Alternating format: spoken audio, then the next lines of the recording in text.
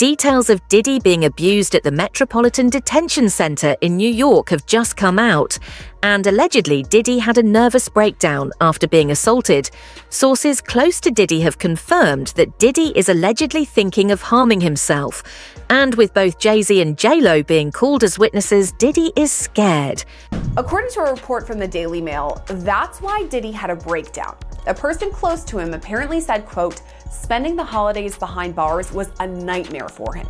If we're to believe all this, Diddy had a meltdown in his cell and begged the guards to take him to the hospital for observation, but they refused. This same friend or person told the Daily Mail, quote, he eventually managed to calm himself down with the meditation technique he's been using while he's been behind bars. It took him a few hours of deep breathing and focusing to get out of the bad space he was in, but he finally managed it. This isn't the first time Diddy's mental health has come into question while he's been at MDC. When he first arrived, he was on suicide watch, which the U.S. Department of Justice National Institute of Corrections describes as supervisory precautions taken for suicidal inmates that require frequent observation. Diddy's suicide watch was only temporary, though. He was housed in a special protective unit of the jail after that for the first few weeks of his stay. But Diddy right now is in Gen Pop, meaning general population, the place where majority of the inmates stay. And that's where he apparently had this meltdown. Over sources close to Diddy are revealing his dark side, and several prisoners have also filed lawsuits against Diddy. Diddy's alleged slave, Jonathan A.I., who was arrested in connection to a shooting that occurred at Trump's National Doral Golf Course in Miami, has given an exclusive interview talking about Diddy. During an interrogation back in 2018, Jonathan revealed that Diddy was actually using him as a sex slave, and the gay mafia in Hollywood was forcing him to commit crimes. Makes sense, but you knowing Diddy personally, do you think it's possible he might take his life? It takes a certain individual to prepare himself to do a lot of years in jail. From the lifestyle that he had, I'm not saying that he can't. I just don't see him able to do time behind bars. Maybe if he be in a camp type situation, that's a possibility.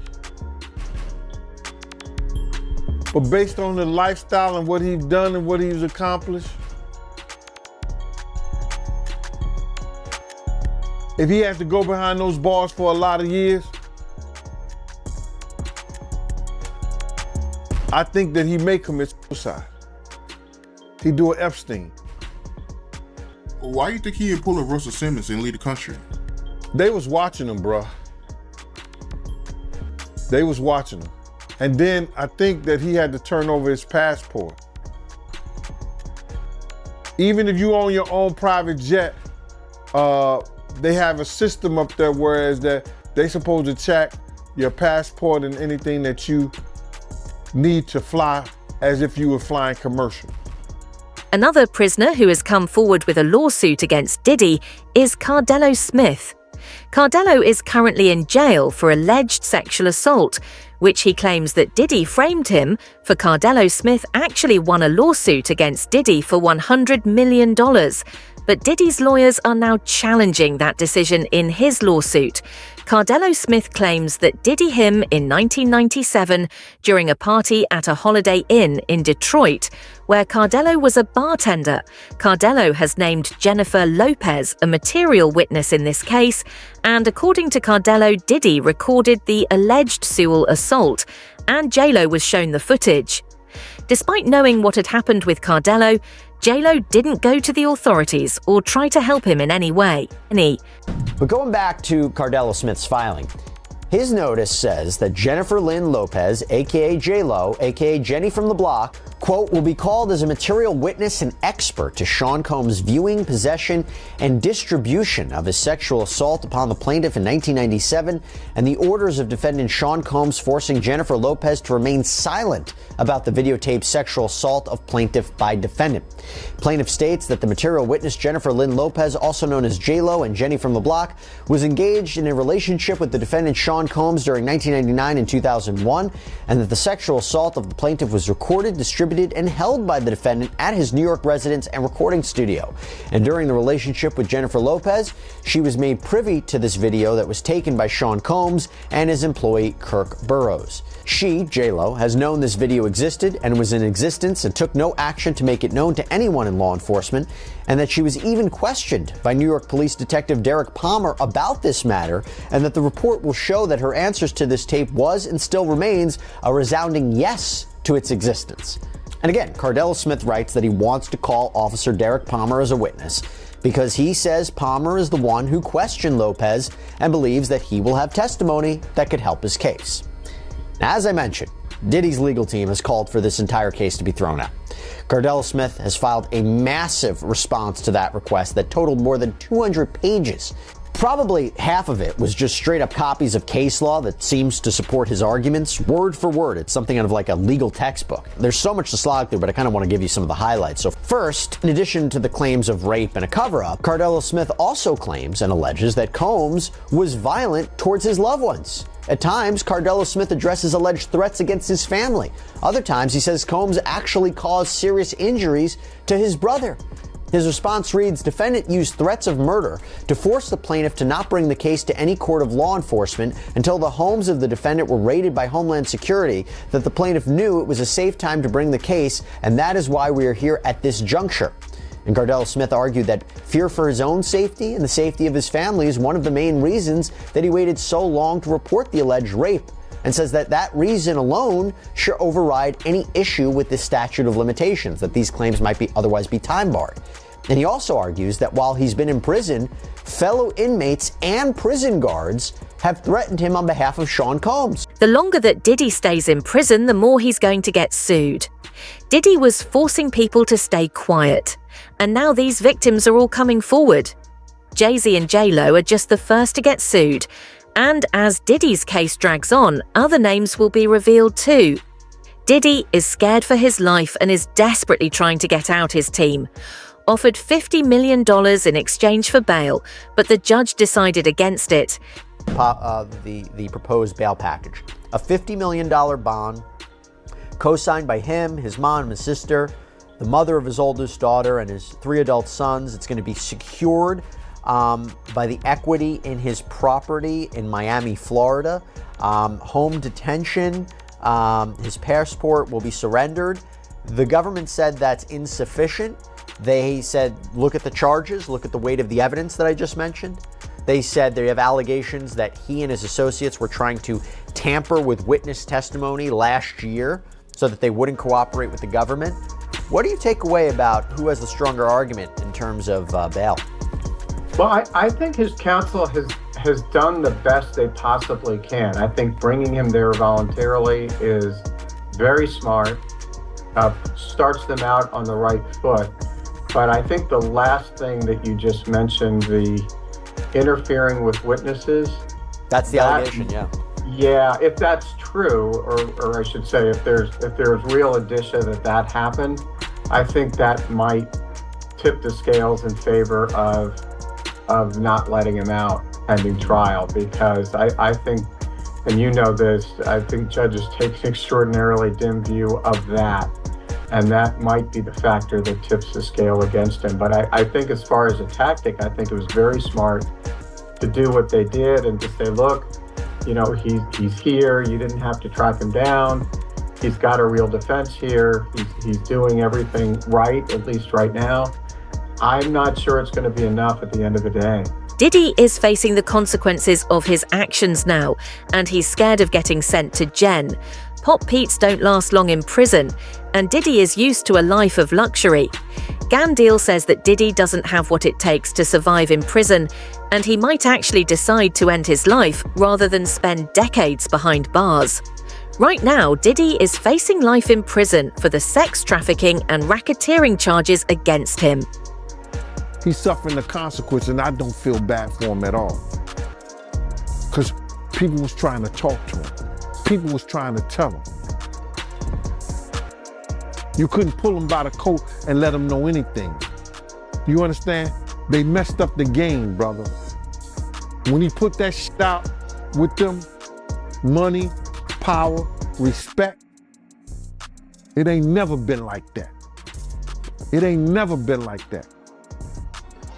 You got your respect in the street that gave you your power, that brought you your money.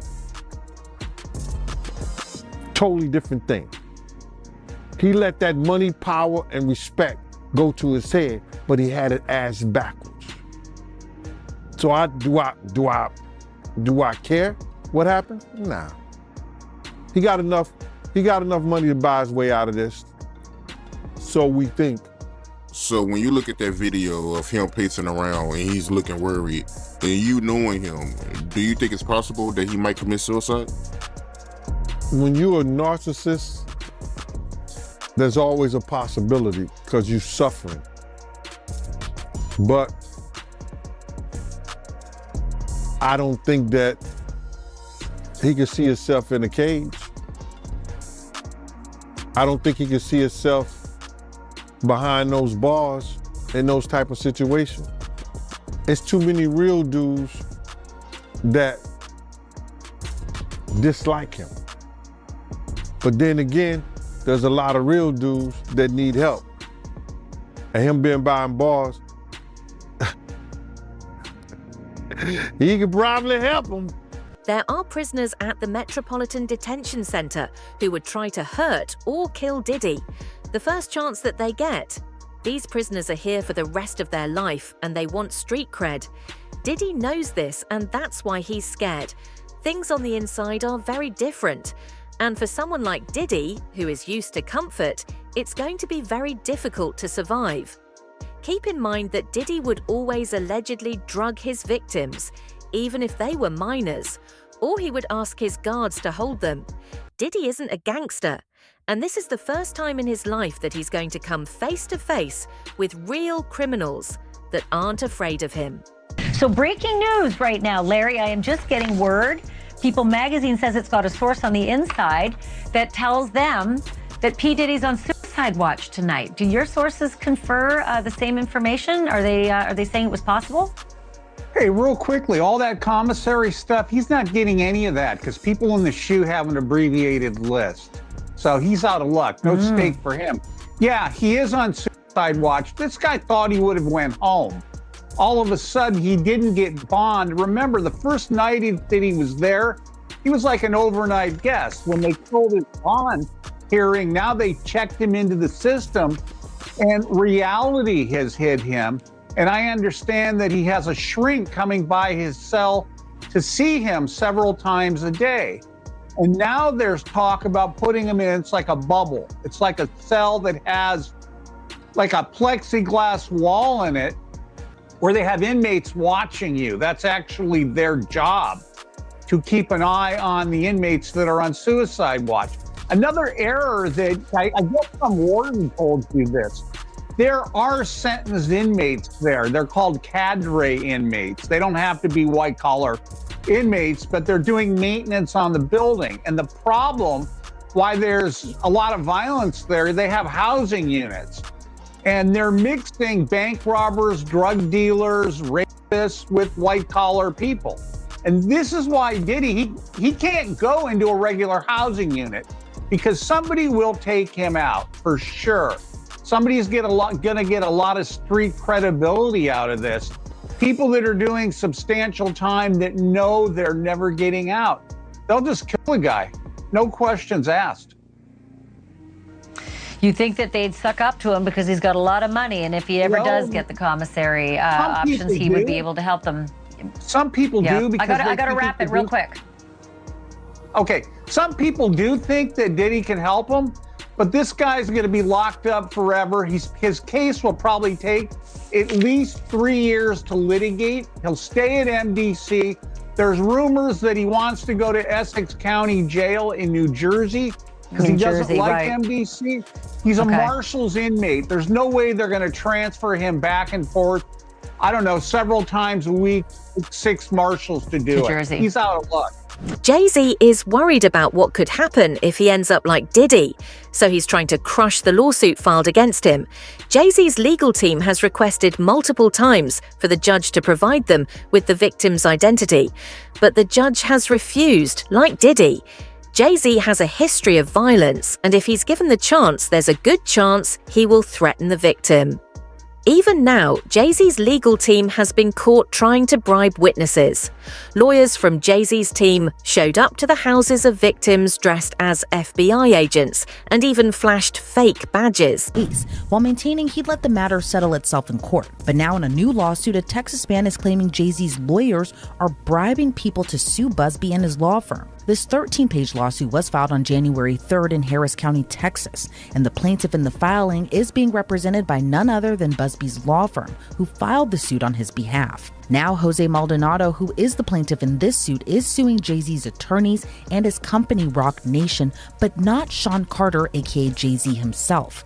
According to the lawsuit, the defendants in this suit are Marcy Bryan Croft, her law firm MJ Legal, Rock Nation, and the law firm who is representing Jay-Z, Quinn Emanuel Urquhart and Sullivan. They allege the defendants conspired to obstruct justice by engaging in shadowy operatives to illegally get more than 24 current and former clients of Busby law firm to turn around and sue them. The suit claims Rock Nation is financing this alleged effort, while attorneys Marcy Croft and the law firm Quinn Emanuel are orchestrating this whole thing. According to the suit, the defendants' agents were pretending to work for the state of Texas and allegedly flashed fake badges, which the suit says wasn't very smart or careful, but also illegal.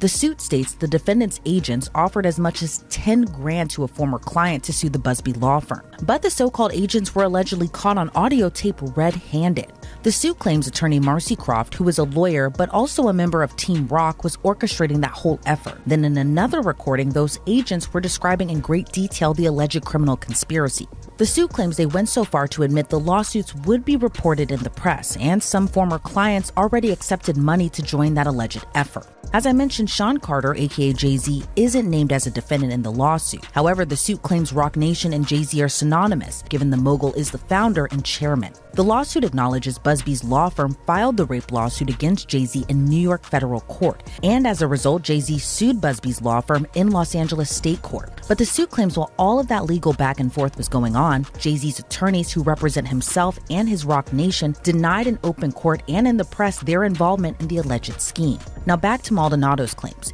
He claims the defendants used him as a pawn. He alleges on behalf of Marcy Croft, 2 people attempted to contact him many times and went so far as to go to what they believe to be Maldonado's home. Instead, they went to his dad's house and allegedly identified themselves as federal officers. After realizing they were at the wrong home, they continued to contact Maldonado, and Maldonado claims they were pushy. Once they got in touch with him, he claims those individuals said they were with the state and they were putting together a lawsuit on behalf of Marcy Croft and the company she worked for. The suit alleges Croft said she would assign Maldonado's case to someone who could get him a lot of money. Instead, Maldonado contacted the Busby law firm, and now they're suing for solicitation and civil conspiracy. In a statement to the Houston Chronicle, Busby said, quote, "The conduct alleged by Mr. Maldonado is illegal and unethical.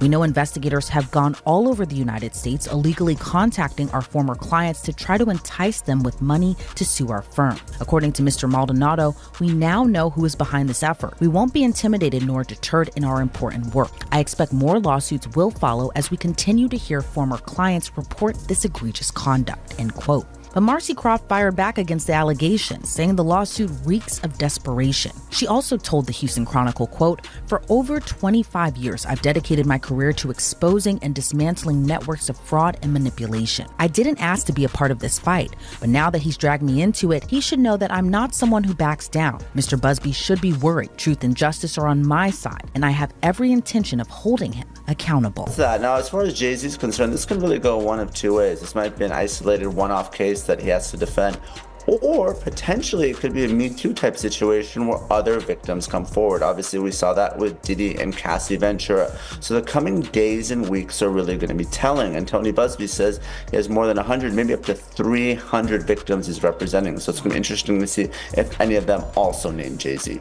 And Nima, if such a high-profile name like Jay-Z has come out, could more celebrity names be tied to these lawsuits? What do you think we can expect? No question. This may just be the first celebrity domino, and Jay-Z was unmasked as celebrity A, but let's not forget there's a celebrity B in that same lawsuit that allegedly witnessed the sexual assault, a female celebrity. And there was someone who went on CNN earlier this week and said that his sexual assault was witnessed by another celebrity as well. So I think we're going to see more celebrity names identified very soon. All right, Nima Rani, thank you so much for joining us. As you said, this is one that has entered the court of public opinion. It's nice to have your actual legal advice on it.